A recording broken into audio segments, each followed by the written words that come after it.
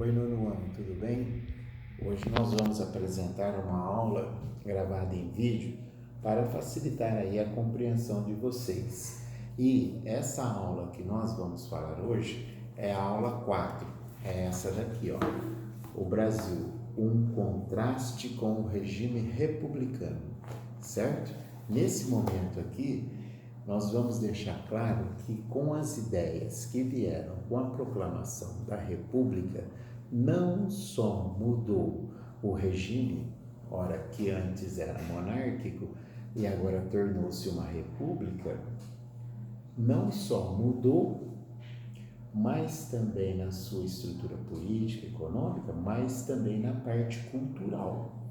Então, o que ocasionou essa mudança? Ora, para uma nova república, para um novo Brasil, para novos conceitos, seria necessário uma nova padronização cultural. E é isso que a apostila 4 que a apostila na aula 4 vai trazer, que ele se chama de Bela Época Brasileira, que está bem aqui, não é? A Bela Época, que ficou conhecido na língua francesa como Belle Époque.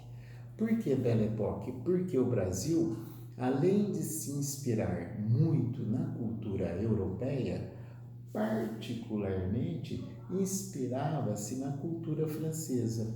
Então, queria trazer o modelo francês para balizar, para ter como referência a cultura brasileira. Só que é bom a gente lembrar que esse padrão cultural de elite só ficava entre eles, só ficava entre os cafeicultores, os banqueiros, os profissionais liberais, os grandes políticos, jamais estendendo a grande parte da população que nem sabia exatamente o que estava acontecendo, né? Aliás, não se podia entrar no centro do Rio de Janeiro, que era a capital do país, sem estar bem vestido.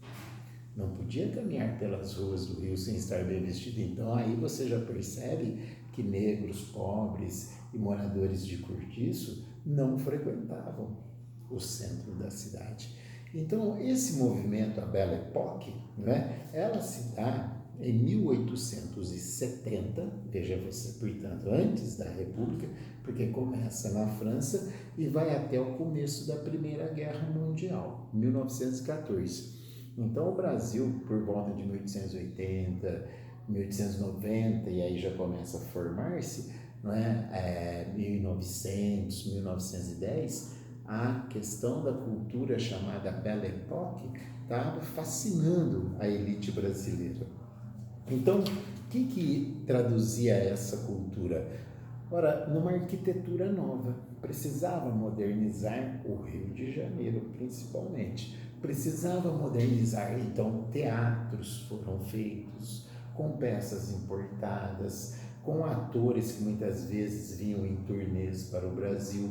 Novos edifícios foram criados. Era uma reforma urbana que estava sendo feita, né? A cidade procurava ser aí embelezada e, portanto, chamava esse embelezamento, essa nova cultura, um novo estilo de vida, uma modernidade que se anunciava principalmente na cidade do Rio de Janeiro. E quem que pagava esses artistas, engenheiros, urbanistas, sanitaristas, e esses intelectuais que produziam esse movimento cultural? Ora, os cafeicultores. Os cafeicultores e os fazendeiros, eles bancavam esses artistas, não é? E eles promoviam, então, a ação cultural que havia no Rio de Janeiro a todo vapor. Inclusive até o futebol, né? O futebol, o time da elite era o Fluminense, e tinha o Flamengo, o time que estava se formando. Então, por exemplo, no Fluminense, quando as pessoas iam nas Laranjeiras assistir o Tricolor, o que acontece? As mulheres iam super bem vestidas, os homens iam de paletó e gravata, né? As mulheres de chapéu, todas embelezadas ao modelo europeu, para ver o futebol, que era coisa de elite. Tanto é que houve até uma passagem que ficou famosa, porque o Fluminense é conhecido como torcedor pó de arroz. Por que torcida pó de arroz? Porque uma vez, nessa mesma época, da Belle Époque, no começo do século, um jogador do Fluminense era muito bom, só que ele era negro. Então, ele não podia jogar por ser negro, mas também ele não poderia ficar de fora do time. Então, veja você o absurdo. Os dirigentes do Fluminense fizeram o seguinte, pegaram essa pessoa, esse jogador negro, e passou pó de arroz nele inteirinho, para ele ficar branco. E aí ele entrou em campo, branco de pó de arroz, e a hora que foi jogar com o suor, foi se revelando que ele era negro.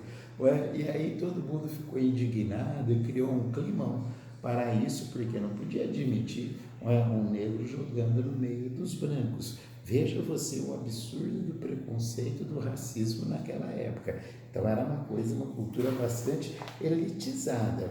E aqui, já nessa página aqui que nós temos na 198, ele vai trabalhar, vai demonstrar a grande construção aqui dos teatros, o alargamento das avenidas. As avenidas tiveram que ser alargadas para dar a sensação de um novo urbanismo, de uma nova cidade, para que impressionasse os europeus, os ingleses também nesse sentido. Então, o que foi feito? Havia um monte de cortiços ali. Cortiços os antepassados das favelas. Havia um monte de cortiço. O presidente da época, que era o Rodrigues Alves, ele eliminou esses cortiços, mandou para longe do centro da cidade, alargou as avenidas, criou uma rede de distribuição de água, criou uma rede de distribuição de esgoto e foi dando esses ares. E a população naturalmente adorava.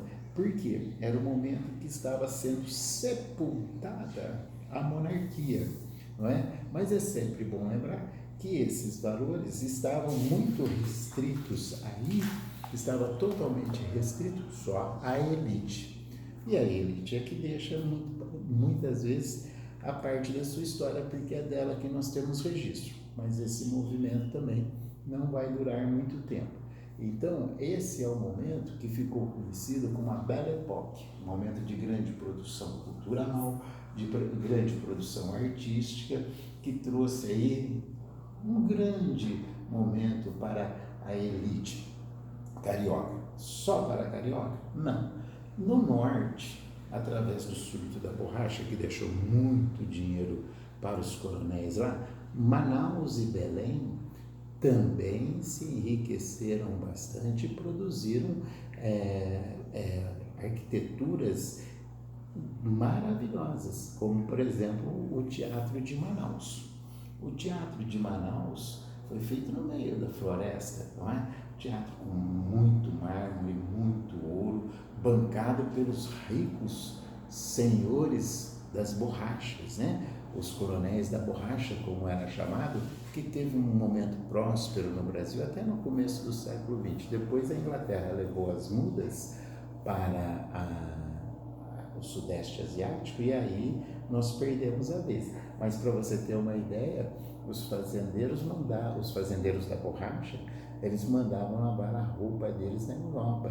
Por que eles mandavam lavar a roupa deles na Europa? Porque eles achavam que lavar nas águas dos rios amarelava a sua roupa. Então, eles eram muito chiques. Então, esse foi um boom de um grande crescimento que nós tivemos na parte cultural.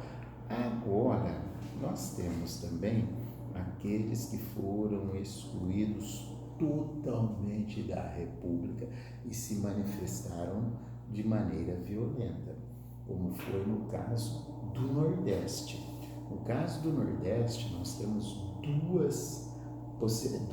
duas vertentes, dois acontecimentos graves que vale a pena contar na história, que é esse que está aqui agora na página 201, que é a questão do Lampião, o Lampião no sertão nordestino.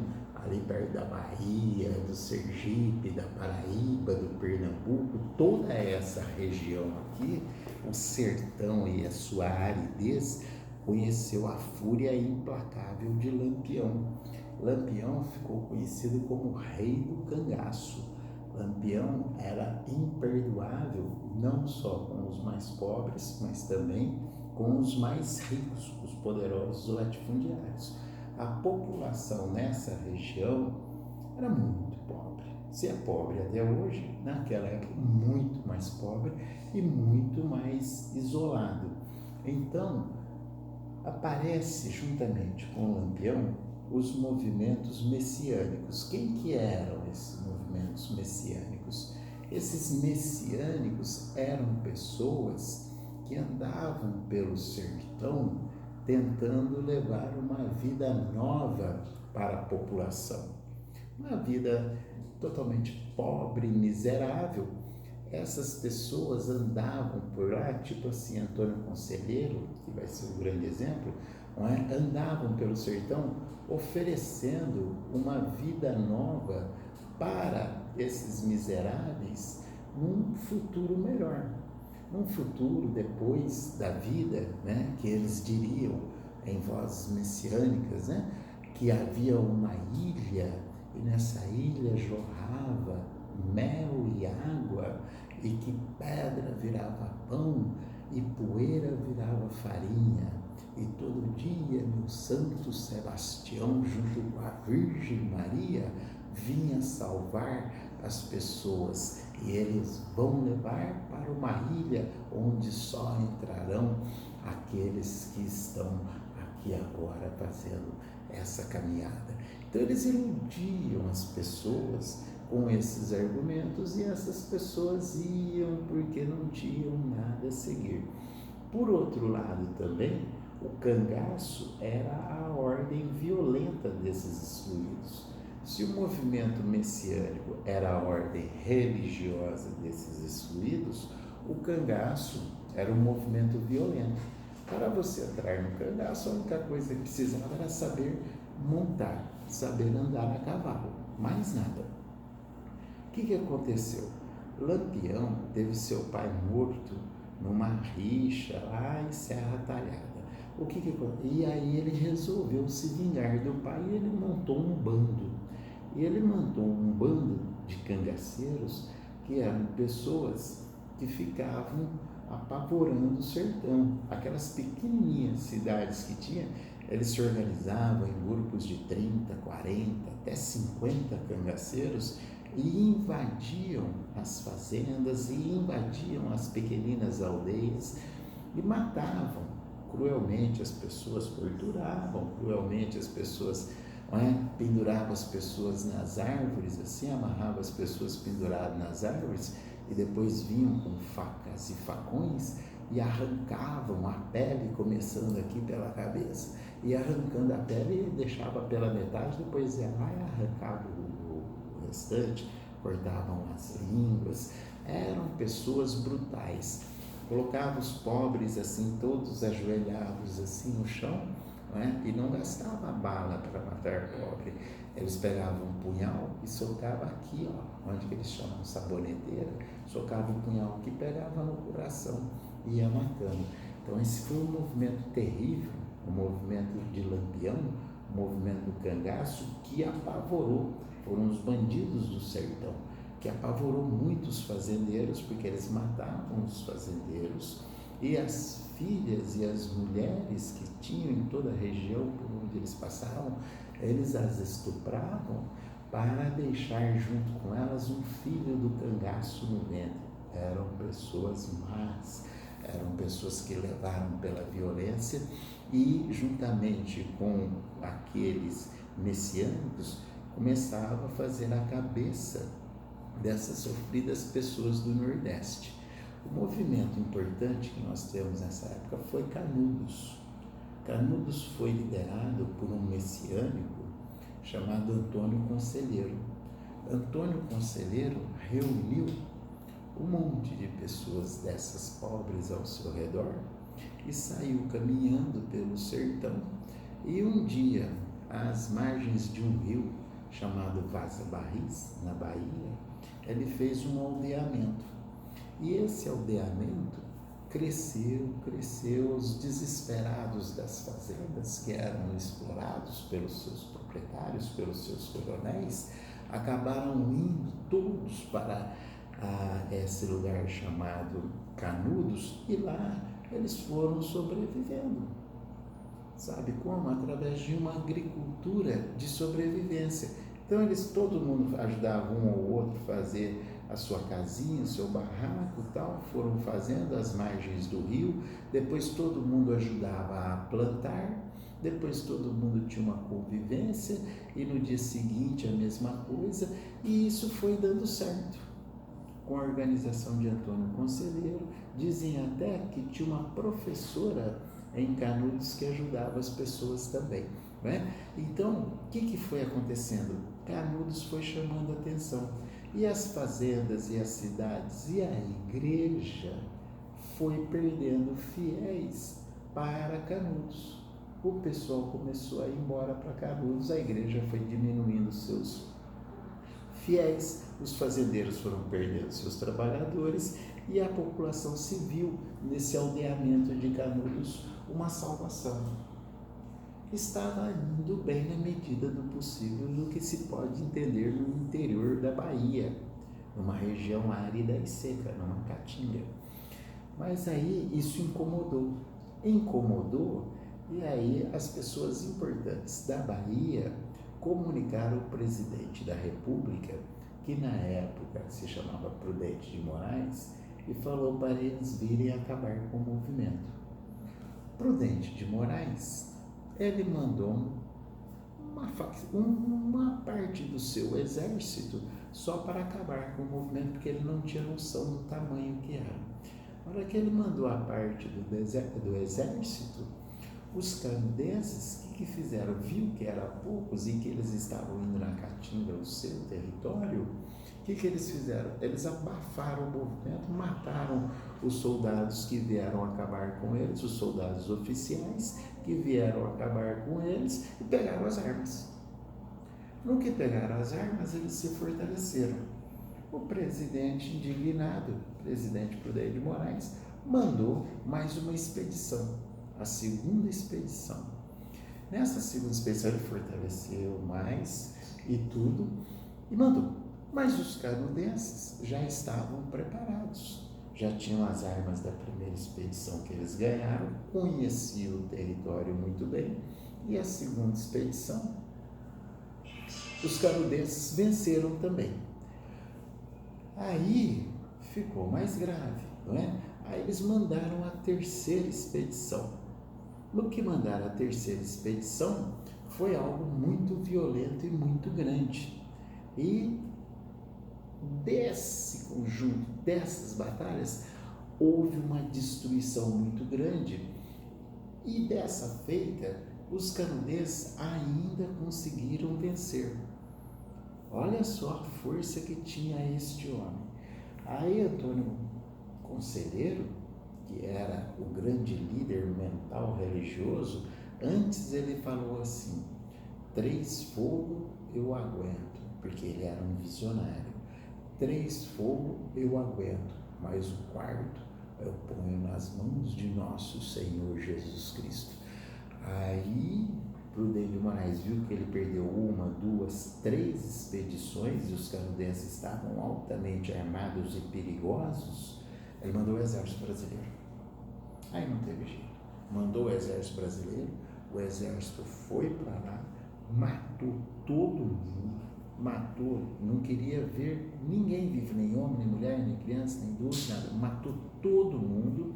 E a partir daí, cortou a cabeça do Antônio Conselheiro, levou, e a partir daí acabaram com Canudos, porque estavam com medo de que Canudos se tornasse uma república socialista, veja você, dentro do Brasil. O socialismo no Nordeste era impossível, mas era apenas uma melhor condição de vida, e que foram cruelmente, brutalmente arrebentados. Então, veja, as manifestações populares também eram altamente coibidas, dessa forma aqui, de maneira violenta, para combater o que é violento.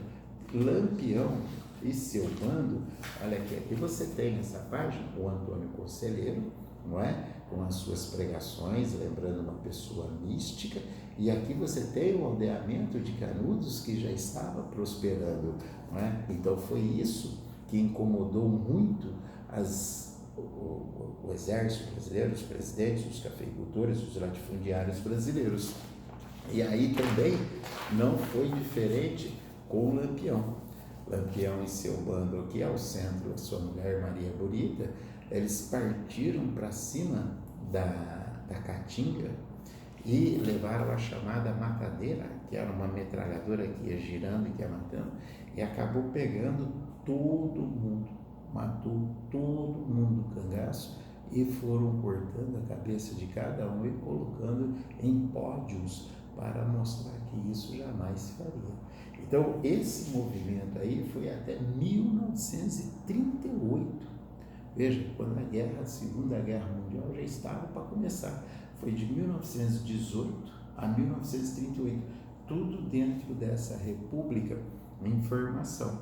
Tá? Tivemos outros movimentos, tivemos mais manifestações contrárias, mas isso nós vamos deixar para a segunda parte deste vídeo, que é ainda da mesma aula, né? A Belle Époque, o grande momento, em contraste com essa violência e essas agruras que viviam as populações mais difíceis aqui no Brasil.